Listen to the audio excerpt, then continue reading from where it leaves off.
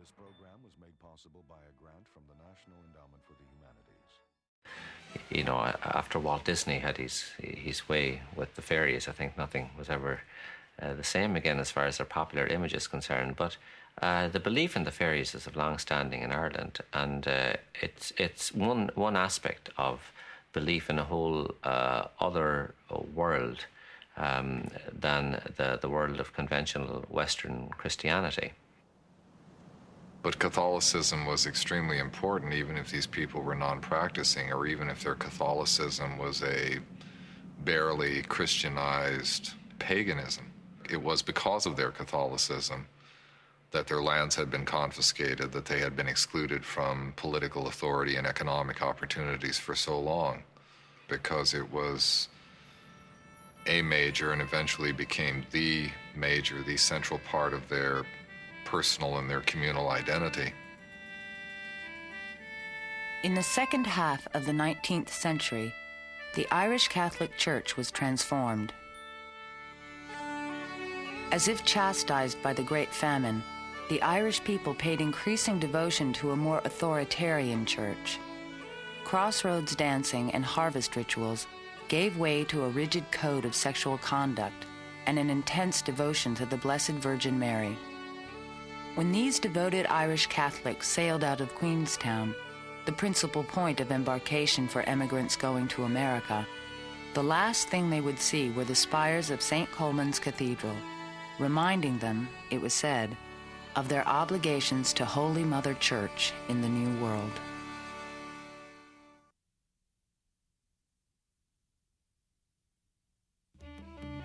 In the south of Ireland, in County Cork, near the small town of Calais, is a beautiful area called Glenbower Woods.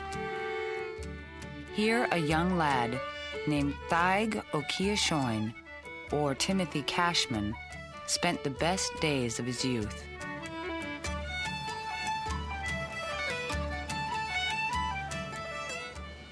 Sunday afternoons in summertime, the boys and girls congregated at a crossroads in the district and danced away the time until sundown. A piper came there from some distance to provide the music, also a violin player. This indeed was the simple life of the country people, but emigration was exacting a heavy toll.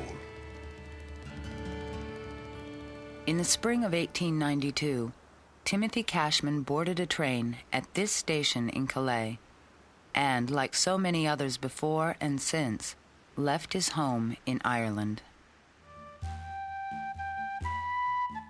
Timothy Cashman came to Boston, where he took a job as a laborer for the Boston Belting Company, bought a home in the Roxbury neighborhood, and started a family with his Irish-American wife, Mary.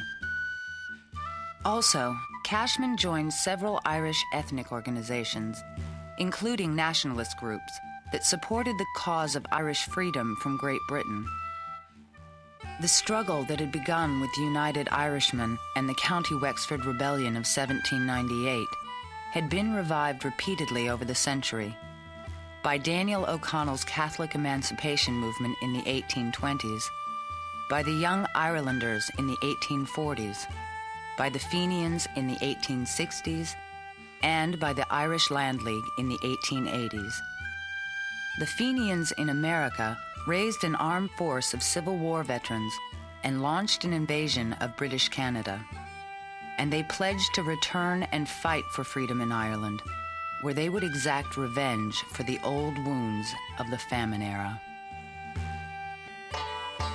Let us hope that before long we shall see a new Ireland, which shall be a nation, who to us is our mother Erin, stretching forth the proud hands of motherhood to her exiled sons and daughters, and calling them back to her. The day after Easter Sunday, 1916, a small band of radical Irish nationalists initiated military action. They seized control of the General Post Office and several other buildings in Dublin. By the time they surrendered 1 week later, over 400 rebels, soldiers, and civilians had been killed. At first, the rebel leaders did not have wide support among the Irish people, but their execution by a British firing squad galvanized the Irish will for freedom in Ireland and in Irish America.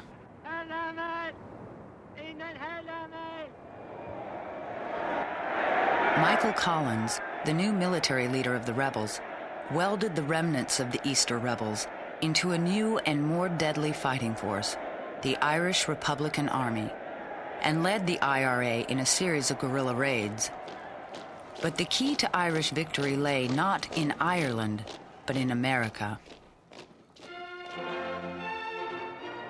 The political leader of the rebels was an American-born Irishman named Eamon de Valera.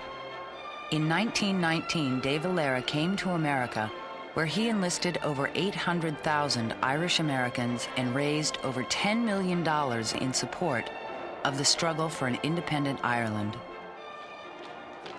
With that financial aid, the IRA continued to fight their war of independence and eventually forced the British to the bargaining table. The resulting Treaty of December 1921 called for a partition of the island, with 6 counties in the north remaining part of Great Britain. With a Protestant majority but a large dissatisfied Catholic minority, Northern Ireland was destined to be a source of political troubles in the future.